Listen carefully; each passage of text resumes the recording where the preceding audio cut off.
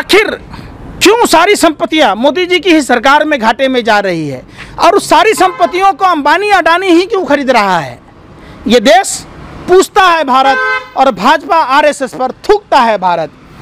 न्यायपालिका को रखेल बना लिया, कार्यपालिका को रखेल बना के यूज कर रहे और विधायिका को भी रखेल इन्होंने बना दिया। लोकतंत्र के हत्यारे हैं ये। 2012, 13, 14 का नारा कहा गया सिया रामचंद्र जी सिया से, ऐसा कलयुग आएगा 2012-13 में चीखने वाला चिल्लाने वाला, 2020 में 19 में गूंगा बहरा हो जाएगा। देश में पार्टी ऑफिस बनाने से कहीं बेहतर होता आप देश में अस्पताल बनाए होते, स्कूल कॉलेज बनाए होते। कई घटनाएं हुई, दीक्षा भाटी की मौत हुई जो कैलिफोर्निया यूनिवर्सिटी में 4 करोड़ के छात्रवृत्ति पर पढ़ती थी, कोरोना को मात देकर आई, लेकिन उत्तर प्रदेश के मनचले लड़कों को मात नहीं दे पाई।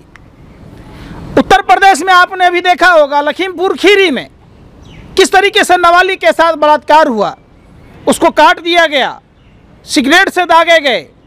क्या है इसको आप रामराज्य कहेंगे? क्यों प्रभु श्री राम को आप लोग बदनाम करने में लगे हैं भाजपा के आईटी सेल की तरह? थोड़ी बहुत तो शर्म किया होता है। प्रभु श्री राम अपने मर्यादाओं के लिए जाने जाते हैं। प्रभु श्री राम अपनी हर एक उस बात के लिए जाने जाते हैं जो मानव जीवन में, जो इंसानियत के जीवन में कारगर सिद्ध होता है।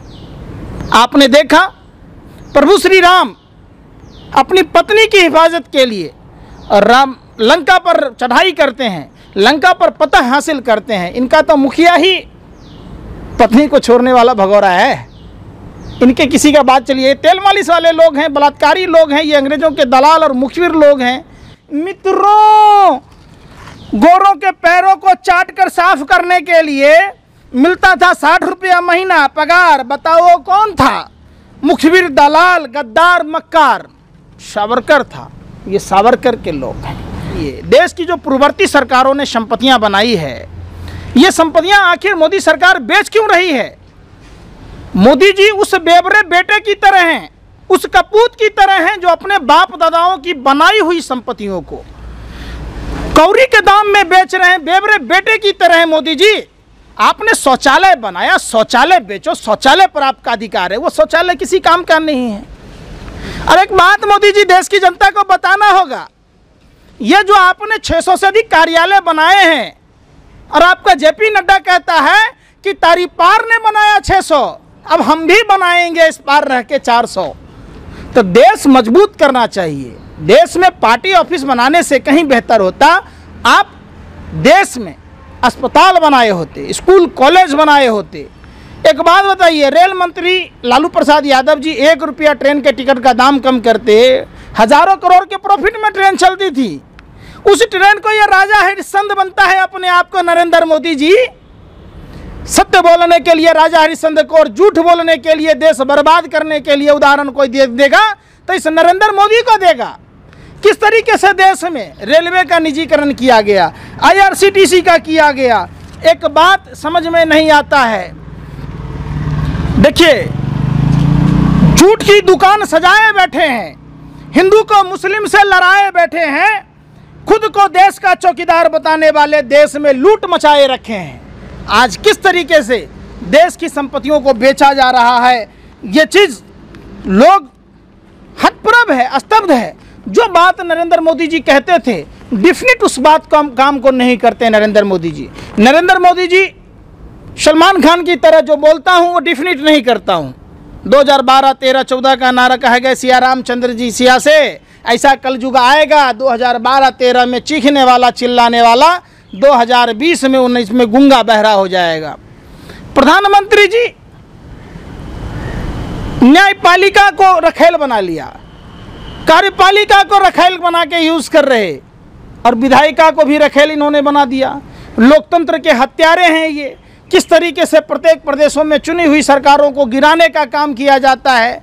जब PM केयर फंड में पूरे वर्ल्ड से पैसे आए, आपको देश की जनता की भलाई में लगाना चाहिए। देश में लोकतांत्रिक सरकारों को गिराने में नहीं लगाना चाहिए। ये बात पता नहीं क्यों मोदी जी को नहीं समझ में आता। और जब एक बात नहीं समझ में आता है, जो घाटे का सौदा होगा कोई खरीदेगा क्या? क्यों आप देश के साथ गद्दारी कर रहे मोदी जी? साजिश के तहत आप देश की संपत्तियों को डुबा रहे। थोड़ी सी भी शर्म है नाम की चीज नहीं है नरेंद्र मोदी जी आपको? जिस थाली में खाते हैं उसी थाली में छेद कर रहे। एक बात देश की जनता से समझने की बात है कि आखिर क्यों सारी संपत्तियां मोदी जी की ही सरकार में घाटे में जा रही है, और उस सारी संपत्तियों को अंबानी अडानी ही क्यों खरीद रहा है?